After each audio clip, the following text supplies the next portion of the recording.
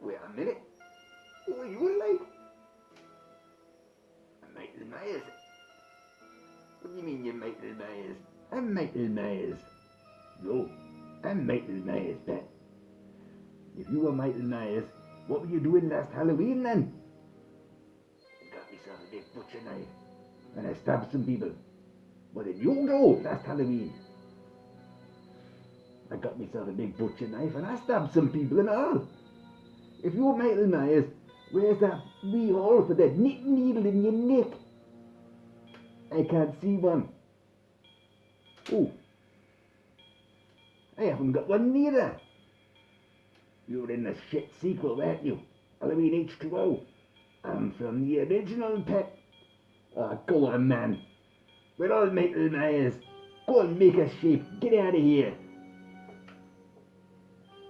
And so it ends. The duel of the Michael Myers. Oh. Hey folks, Kilt-Man here, Kilt-Man, at your services. How are you all? How are you doing? Very well. Now, that's that little bit of Shakespearean Michael Myers thespianism. I better get him out the wee way. So many props and things. Whoa. People never seem to realise what goes into these videos.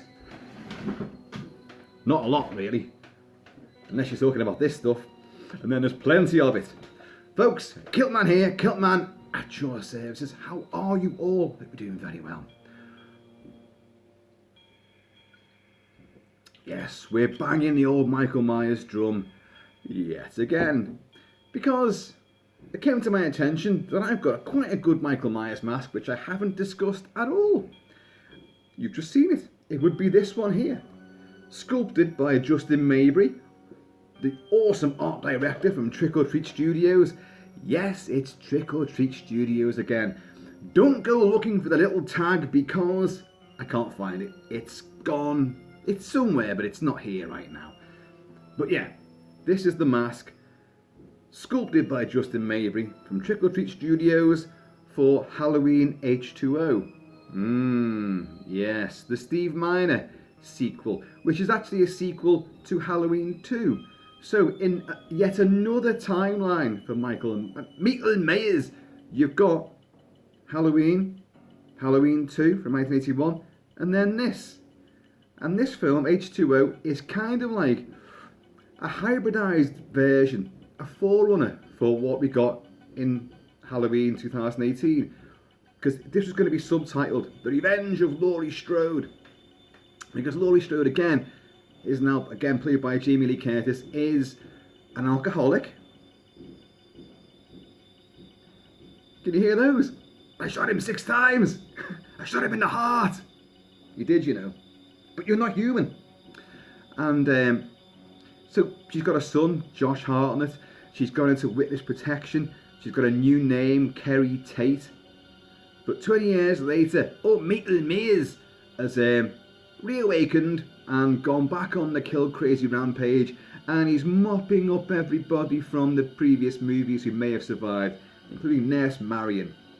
So Kerry Tate, Laurie Strode, is now in charge of an exclusive prep school where their son Josh Hartnett is ensconced, and together with a Kevin Williamson script, very, very horribly along the lines of Dawson's Creek and Scream, obviously. I'm not a fan of Kevin Williamson, I've got to be honest. Yes, I can see why he was brought in. You had Halloween, Scream is so in love with Halloween that it's massively referential to it, and also because of the whole era, the mid to late 90s, you had all of these ultra meta wall-breaking, self-referential, self-aware horror movies and TV shows that Halloween H20 sadly falls right into that. The shortest, the sharpest, the most brief, and one of the cackest entries in the franchise. And yeah, I know, you've had Halloween Resurrection came afterwards. Oh dear. And Halloween, The Curse of Michael Myers, and worst of all, Halloween 5. Oh God, no. But Halloween 4, I like. a hell of a lot. But H2O, despite being relatively bloodless, I think, having a really uncharacteristic score. Yes, it's listed as being John Ottman, composer and editor John Ottman. His main theme, his take on the Halloween theme is terrible, just terrible. I can't stand it. And most of his score didn't actually fit the end product anyway, because it just didn't fit the movie, didn't fit the tone, didn't fit the style. And because the film was so redone, reshot, re-edited, because of this, which we'll come on to, that the score had to be changed. So in was brought Marco Beltrami, who's one of my favourite modern composers, Marco Beltrami, and he basically does a patchwork job on the whole thing, taking in elements from what we know of Halloween and drafting them in. So really, there's no score from John Ottman there, really. There's not a great deal. So not much of a score from John Ottman, but altogether, too many masks. There are 4 Michael Myers masks in this movie. Yes, 4 of the bastards. Why? Because it all went to rat shit, didn't it? And the reason being, they have brought in KNB to do the effects work. And the first mask produced was by John Carl Buechler, who was the B part of KNB. And that mask they filmed with, but was deemed bloody awful. So, shit, right, bring someone else in. So they brought in Greg Nicotero, who's the N from KNB. And his mask also wasn't the greatest. Shit, what are we going to do here? So, Steve Miner, who directed Halloween H2O, was about to leave this gig and go on to Lake Placid. The great effects guru Stan Winston, late great Stan Winston, was doing the big killer croc for Lake Placid. And he said, oh, okay, well, because I'm moving on to that gig next for you, I'll knock up a mask for you. This one. So that's the 3rd mask that you see. So what you see in the movie, this is the mask you see for the majority of the Michael Myers scenes. But you have got some other elements in there where you do see the earlier mask a couple of times, and then in a couple of famous shots, or I should say infamous shots, the bad mask sort of looms into view, and they do a terrible CGI makeover. Yes, CGI. I mean, you guys have probably seen the film, so you know what I'm talking about. And it looks absolutely friggin' awful, doesn't it? It does. Friggin' awful. But the majority of the time you see this. Now, I like this mask quite a lot. I really, really do. I think there's a few changes which have been made to it. The eye holes are much bigger, so you see far more of Mikkel's face. And then, of course, this movie being a sequel to Halloween 2, so we have the established continuity of Michael being Laurie's brother. So, of course, at the end, when he's pinned by the ambulance and she's got the axe, and he's like, well, I'll show you, because it helps to reenact it. I must get this abscess sorted out on the top of my head. Because you can see far more of the eyes, when he's acting, or what's happened to him? He's pinned, and he implores Laurie, and he reaches out for her, and the camera sort of zooms in on him, and she does reach out with her hand to take her brother's hand, and all of a sudden the camera zooms in on the eyes, and we see the I mean, they're not the blackest eyes, the devil's eyes, they're just a psycho's eyes, and we see the eyes, and there's just emotionless, and then the axe takes his head off. And that would have been the end of Michael, of course. But then again, with Resurrection, they then tried to make out that no, that was a setup that Michael had done. It was actually somebody else in the costume and the mask, and he'd already scarpered. Dear God. Josh Hartnett, who I like, but I don't like him in this. Adam Arkin as Laurie Strode's fella. Garbage. You've got Jamie Lee Curtis's real-life mother, Janet Leigh, from Psycho. And oh my God, didn't they go overboard on the Psycho reference? she's a bit of a maternal advice for you, Kerry, and she's she really is Jamie Lee Curtis's mother, and as she drives off in the same car that was used in Psycho for one of the characters, I can't remember which one now. It might have been hers, and don't forget she plays Marion Crane in the movie, which the nurse from Halloween 1 and Halloween 2 and is killed in the start of this is Marion Crane. Another reference there, but that's a John Carpenter reference. They play a little bit of the Psycho theme as well. It's these things. The Kevin Williamson style, oh God, I just hate it. You've got LL Cool J in there. LL Cool J gets a shot in their head. In their head. But in a bit of like Michael Myers style, resurrection, he gets up again and it just grazed me. He's got a big bandage on his head.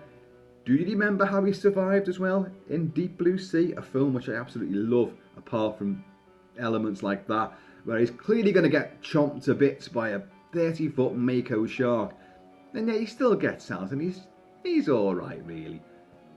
Can we just not kill LL Cool J? Is there some biblical rule that we can't cross that threshold? Anyway, I think it's a terrible movie. I really do. But I do like The Mask, except for the hair. Now, ordinarily, I'd say to you guys, look, you need to work on the hair. You need to do this, you need to do that. Get it all twisted up, the little tendrils at the back and all that. But if you watch the movie, The Mask might be fine, but the friggin' hair is an absolute nightmare. Somebody did call it, what was it now? A lunch lady's afro. And although in my school days, I don't recall any lunch ladies having afros, but I know exactly what they mean, because there's too much. That actually doesn't look too bad, and it is that fuzzy felt type of hair, and it's bloody awful. It's god awful stuff, uber synthetic, and there's just not a great deal you can do with it. You've got to hack in, and you've got to use gels and sprays to try and get some life into it, some shape. I know. But in a film, it's like post-punk, sort of, gothic rockabilly type thing, hairdo just spiked out. You're like, what the hell is going on there? And the way he moves, and I can't for the life of me think of the guy who's wearing the mask and the coveralls in this. I can't think what his name is. He's not one of the greater Michael Myers. But there's a couple of moments, like swinging down on one arm and getting launched over a balcony. There's flinging the tables round in the dining room, the cafeteria of this prep school. But they're very fleeting. They're very few and far between. Otherwise, this is one of the most lackluster entries in that Halloween franchise. I know. Critics seemed to love it at the time, and I really can't imagine why. I just thought it was really depressing, boring, and it was Dawson's Creek was just written all over it, and Michael Myers just guest appears and doesn't kill anywhere near enough people. But it does tie into what we got with Halloween 2018, and I think that's weird how that version eliminates everything except for the original 1978, John Carpenter classic. Everything else is gone. When H20 had done the same sort of style, same sort of story, where Laurie Strode, it's about her revenge, about her fighting back. She's a survivor, but she's got guilt and all sorts of complexes, PTSD. It's the same story. It's just... And yet everyone hails 2018 version. It's like, oh my God, this is the most worthy of sequels. It's a genius movie. No, it's not. No, it definitely isn't. Anyway, back to The Mask. I love the shape of this mask. I love the colouring. The paintwork on this is great. It's such an unusual style. I know throughout the sequels, the style and look of the mask did change considerably. You got that really angular, weird one from which one is it? From Halloween 5. And then you've got the resurrection one, which I kind of like. I hate it and kind of like it at the same time. I don't want it because I hate the movie, so it's one of those, it's a personal grudge, and yet begrudgingly I kind of like the look of the mask as well. But I do like this. See, the wider eye holes gives that final scene a bit more resonance, because if you had any of the masks, it wouldn't have had the same effect. And I'm slamming the film, but I do like the way that that's handled. That if the film and franchise ended there with the beheading of Michael, then yeah, that would be it. But the look at his face as it zooms in on his eyes, but you'd need those wider eye holes to show that. Other than that, it's a good fit on this mask. It's not a huge mask. It's not one of the big gargantuan things. Like, I've been said many times that my favourite is the Halloween 2 mask in the movie, and what Trick or Treat's brought out, because I just love the look of that mask completely. The messier hair, the slightly pudgier face, because it's Dick Warlock in the mask that time, not Nick Castle. Nick Castle had a horse head, but Dick Warlock's face is a little bit wider, so he squashes it in and it fills it out differently. But I just love the look of that mask. Now this again is a smaller mask. You saw the two masks face to face there, shape to shape, and that's the original Trick or Treat's 1978 version, and that's huge compared to this, absolutely huge. So this fits nice and snug. We have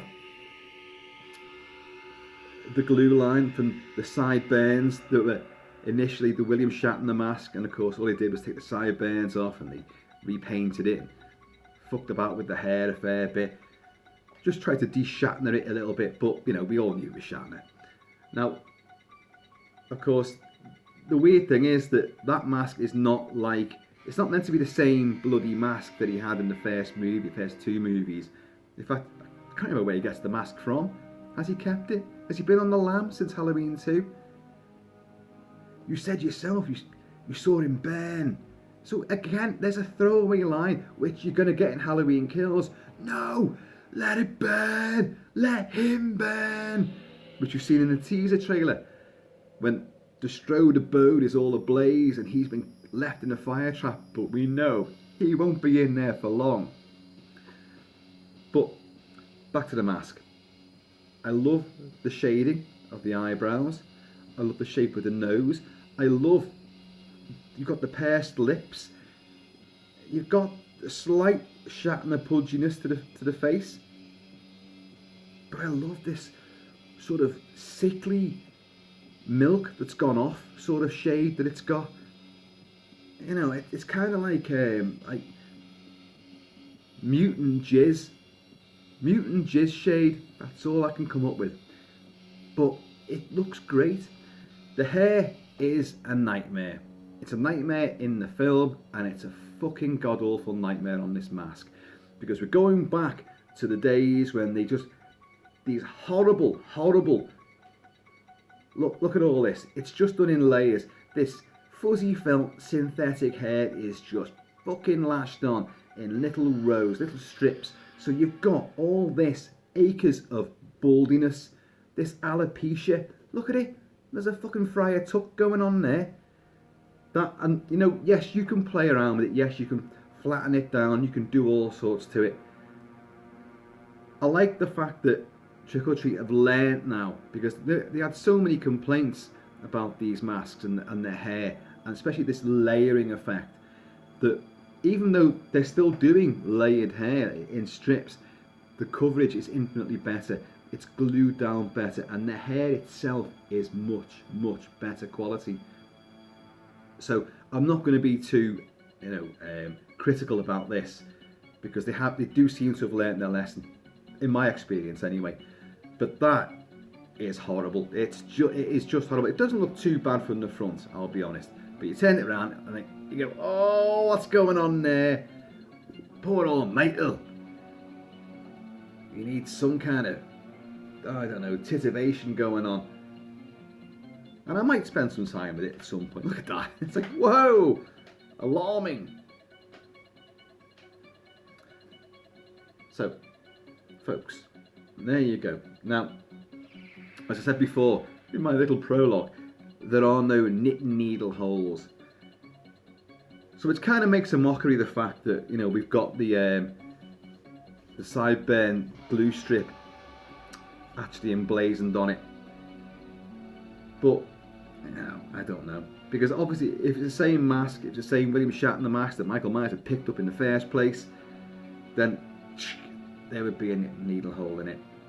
Plus, there'd probably be a lot of scuffing and flame damage, because don't forget, this is after Halloween 2. It never really explains how he got out of that. But anyway, I don't want to go too much into the movie, because the movie's just not worth it. I don't like it at all.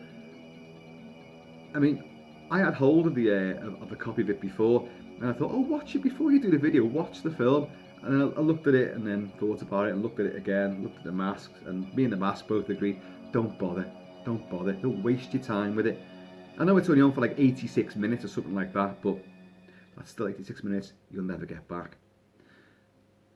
But yeah, as your collection of Michael Myers masks grows, which of course it will, with 2 more films coming out and probably an almost infinite variety of variations going to come out as well from all those masks. This is not a bad offering. If you're going to collect them all, good luck to you. But if you're going to collect specific ones, that's a good mask. If you're doing it on masks alone and forgetting the movie, I definitely do recommend this. I like the way it's sort of blending in with this sweatshirt. It's almost like we planned this for a bit of coordination. But yeah, look at the sculpt on it. The sculpt is nice and chiseled. The shading, I've done nothing to this, absolutely nothing at all. I've added no shading to it, no pencil marks, no nothing. I definitely haven't done anything with the hair. In fact, oh dear God, I don't know what you could do with it really. I'd want to trim it all down, but the thing is, in the movie, if you want, there's a lot of it in the film. It does bush out as well, the lunch lady afro. But as a piece of latex Halloween memorabilia, this is not a bad one to have. It's not my favourite, but I do like it. I like the way it fits, and as I say, the thing about the eyes definitely does come into effect, because you do see it in the film, and it is an important element that, you know, that you do zoom in for a close-up on those eyes, and you see how his character changes, his shock and his mute shock and struggling to get free, and then he sees his sister and he implores it, leans out for it, and then you see the eyes and the mood change, and then the axe comes in. But there you go. I do like it, and I do recommend it, and it's, you know, very widely still available, this mask. It's quite a popular one actually. I have got the tag somewhere, but somewhere. So for the folks who like the stuff on the inside, let's see what we've got. I'm sure there is something. There's markings here. It says 415 there. I don't know if you can make that out. 415. And I'm sure there's something else in it as well. I'm sure there's like an initial in it somewhere. Yeah, well, I'm not going to turn it inside out, but inside the socket, you might see it that way. I don't know. Oh, you probably can't. But there looks like a J on that in pen, black pen, a J. Justin maybe. I don't know. It looks like a J anyway, but be nice. But I do have some affection for this mask. It really is not a bad sculpt, and my God, trick or treat again, because they don't know when to stop, and they know that people are going to buy them. They brought out one of the infamous NAF masks as well. I think, is it the look of the CG one? No, it's not. It's the one in the door when Laurie sees him in the window in the door. And I think they brought the mask out of the original mask that's seen in that shot. You know, you've got to be I love this stuff. You know, I live and breathe this stuff. But come on, you've got to draw the line somewhere. I wouldn't. The shit masks. They might be well made, well produced, well sculpted, and very accurate. But if it's a shit mask in the first place, why the hell would you want it? I don't know. I just don't get it. But people are completists. You know. I mean, if you got one with like, oh, Michael Myers got bird shit on him in one scene, and he brought out a mask with fucking bird shit down his face, people would buy it. Of course they would. No, I wouldn't. I wouldn't. If it was sheep shit. But yeah, no hole in the mouth there. There is some shading on the lips. There is some shading on the underside of the nose, which is a nice hark back to especially the Halloween 2 mask, where Dick Warlock kept having to lift the mask so he could breathe. So all the paint came away on the chin and on the under the throat, but especially on the nose. The nose got very blackened because he kept holding it up like that so he could breathe between takes. And they put that effect in this, which is nice because again it's a hark back to what that mask would have been like, although this clearly isn't that mask because it's got no damage on it. Don't know. There's a lot more I could say about that movie, but I really don't want to waste my time or your time just ripping it apart because I really don't think it's a good film at all.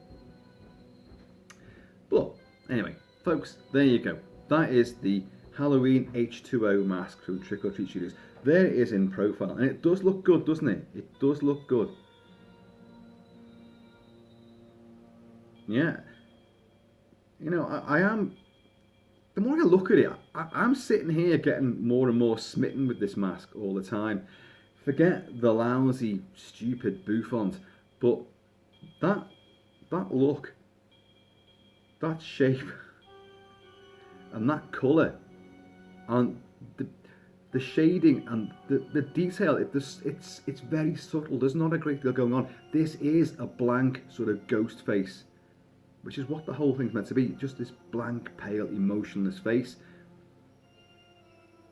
Zero soul to it, or emotion, you know, and that does represent it quite a bit.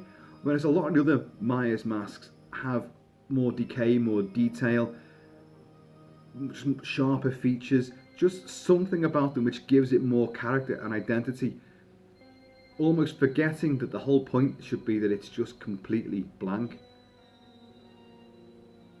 Really? I'm getting very, very impressed with that. Anyway, folks, I want you to go downstairs and I want you to run down the street to the Mackenzie's house, and I'm wearing a Mackenzie tartan. That is the ancient Mackenzie. That's part of what my family is affiliated to. That's my favourite tartan of all time, the ancient Mackenzie. So, in the meantime and the in-between time, I can't be bothered throwing words into this thing, you know what I mean? Sometimes I feel very literate and full of vocabulary, and sometimes I just want to go, yeah, ta-ra, folks. But there he is, Michael Myers, the man, the shape, the legend that is old Mikey Myers. Folks, I have been and always shall be Kilt-Man. Please keep it kilted, keep it Celtic, and I am going to see you all later.